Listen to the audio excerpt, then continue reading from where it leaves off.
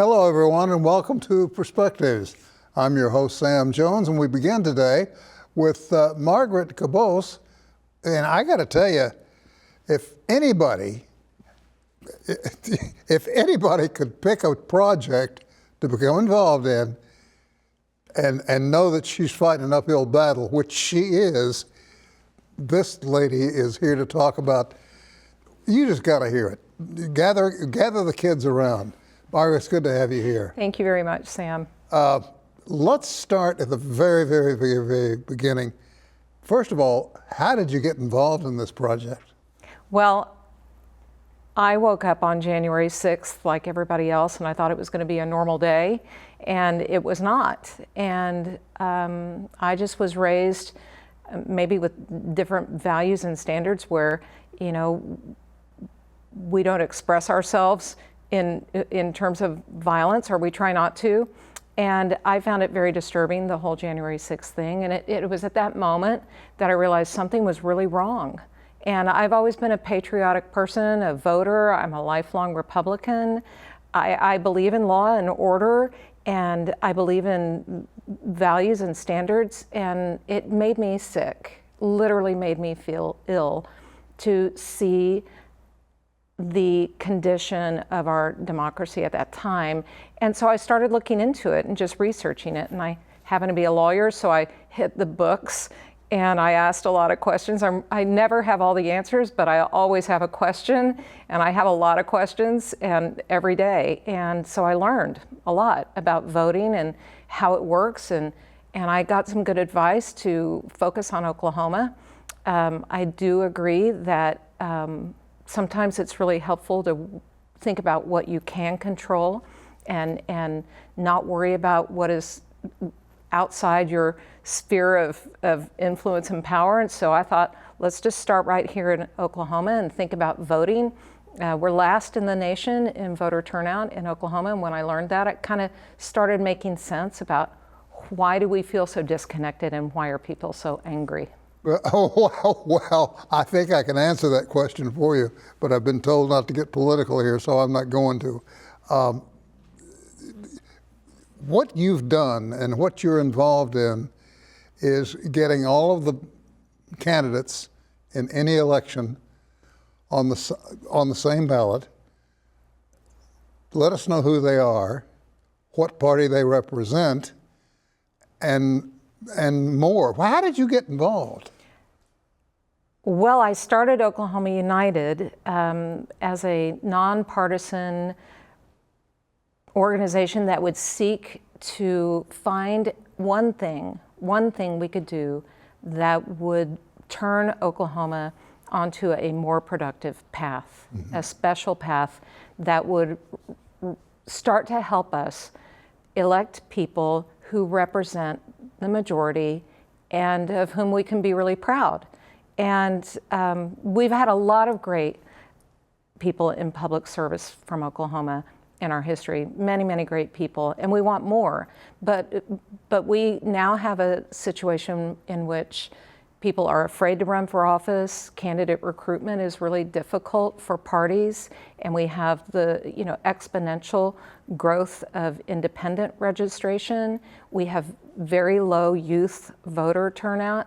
The research shows that the reason they don't turn out is because A, they don't have choices, and B, they think the system is kind of rigged, and C, they think their voices don't matter. Well, let me interrupt you just for a moment here, because Governor Abbott down in Texas did a little Texas two-step and managed to get 4 more members of Congress on the ballot, which will, in his view, enable the confusion to grow. Now we have Kevin Newsom in California, who did a little California two-step and said, I'll see your 4 and match them. Now they can get 4 people on a temporary basis, or 5 or 6, or however many they need to at any given time, but people will know who they're voting for and why. Does that encourage you? I feel like Oklahoma is in a completely different world than those 2 states. Both of those states allow independents the full right to vote. Oklahoma needs to start at a very different level. We need to start with helping people be eligible to vote and participate fully in elections which are publicly funded. Both Texas and California already do that. So I just think we have to recognize that Oklahoma is in a different place. Gerrymandering may or may not be an issue, but it is not the first issue for us in Oklahoma. And I think that most of us would agree that Oklahomans are conservative generally in nature. I think that the proposal that we have come behind of a single ballot open primary for all publicly funded statewide elections makes sense. It would bring us in line with the majority of states in the US. A lot of people move here from out of state and they suddenly realize they go to vote and they realize they cannot. We have people angry when they arrive to vote. We have this awkward moment where you have to be segregated and you get different pieces of paper when you approach the table to vote. We just need to start with that. Maybe gerrymandering or whatever is another issue down the road. But right now, when you have the lowest turnout in the US for 2 consecutive presidential general elections, it is time to reevaluate the connection or the perception of connection between voters and Do you think Oklahomans are living under a blanket of their eyes glazing over? I think that we're really busy. I think that we are a family-oriented state, and quite honestly, people are busy. I think that our election rules are a little antiquated. They haven't always been that busy. Well, I just think that people want to vote. My experience is that people want to vote, but they're not being given choices. And our times have changed, as you've noted, and people expect to be able to go vote and do their own research and pick the right person for the job in every contested race. So that's what our policy tries to do with State Question 836, and that's what we're supporting.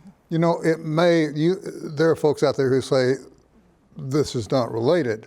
I tend to believe it is. We have had 2 outpourings of angry people, if you will, demonstrating against the status quo, political status quo in Washington.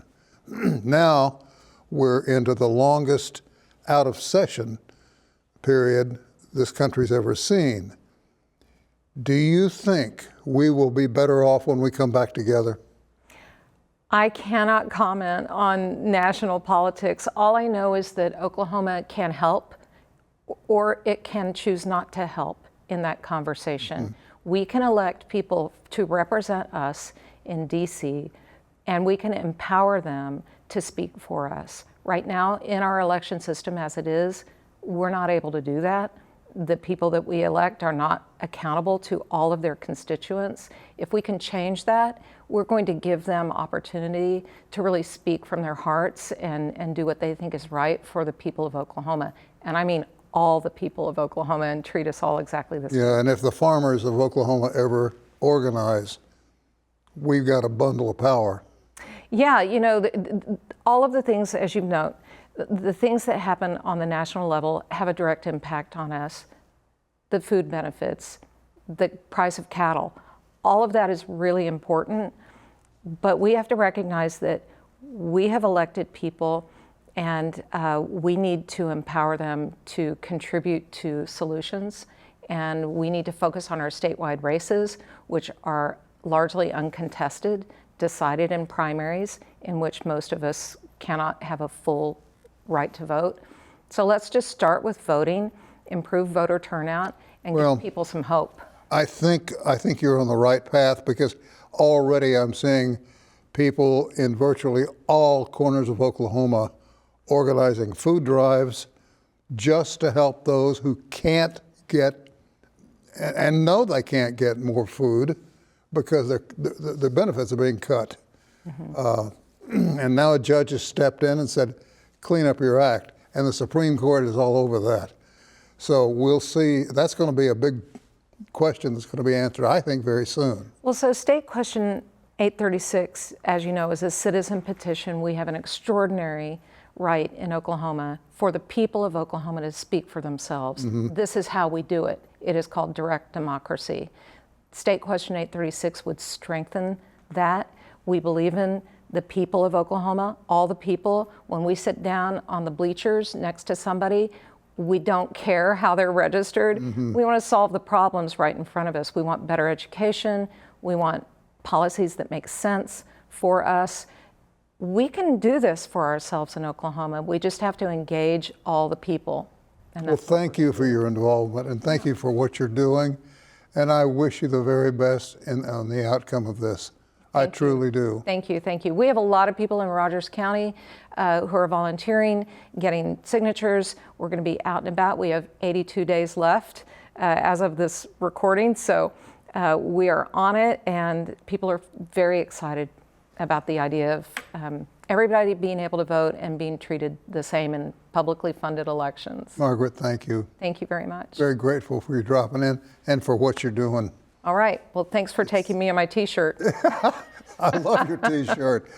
All right, we're going to take a short break, come back with our next guest, who will be an RSU graduate student, Alyssa Allen, right after this.